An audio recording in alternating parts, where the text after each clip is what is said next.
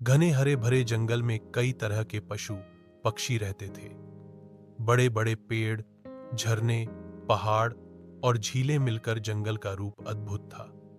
इस जंगल में एक विशाल हाथी रहता था जिसका नाम बिमल था। बिमल शांत स्वभाव का था, किसी को कष्ट नहीं देता था। उसके बहुत कम दोस्त थे क्योंकि हर कोई उसके विशाल आकार से डरता था। दूसरी ओर उसी जंगल के एक कोने में एक चंचल खरगोश रहता था जिसका नाम लाबू था। लाबू बहुत बुद्धिमान, बातूनी और बहुत चंचल था। वह हमेशा शरारत करता था।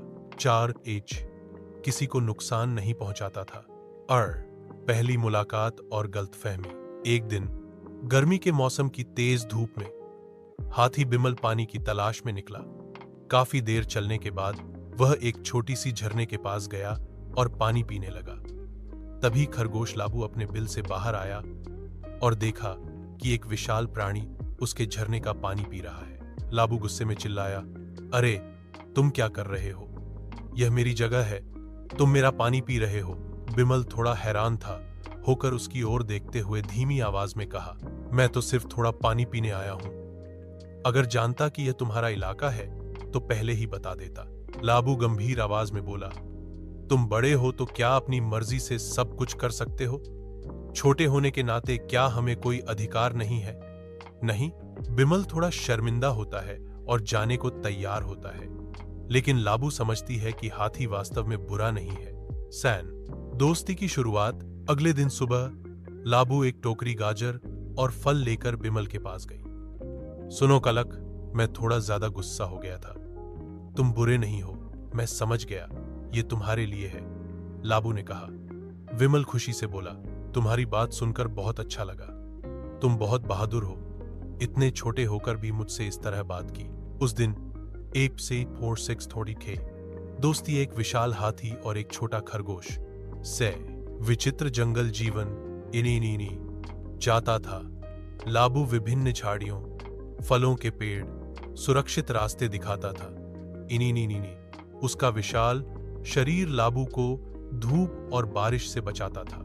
वे बहुत मजेदार काम करते थे, जैसे पेड़ से फल तोड़कर खाना, पक्षियों के गीत सुनना, जंगल के छोटे जानवरों की मदद करना, शाम को नदी के किनारे बैठकर बातें करना।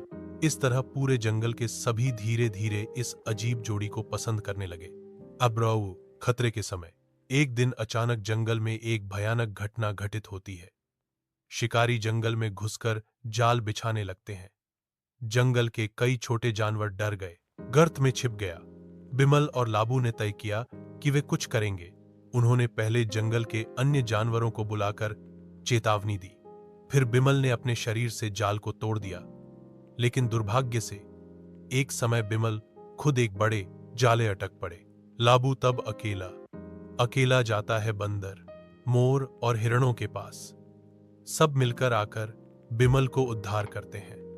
बिमल आवेग से बोला, तुम न होते तो मैं आज पकड़ा जाता। तुम मेरे सच्चे दोस्त हो, लियो परस्पर अमूल्य। लाबू समझ गया था कि विशालता या शक्ति ही सब कुछ नहीं है। बुद्धि, साहस और मित्रता बहुत बड़े गुण हैं। दूसरी ओर बिमल समझ गया था कि छोटे प्राणी का मतलब कमोर नहीं है।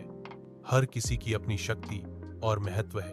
उनकी मित्रता में अब जंगल को पार करके आसपास के जंगलों में भी प्रसिद्ध हो गया। सब कहते थे, अगर हम हाथी और खरगोश की तरह एक दूसरे का सम्मान करते तो दुनिया बहुत सुंदर होती।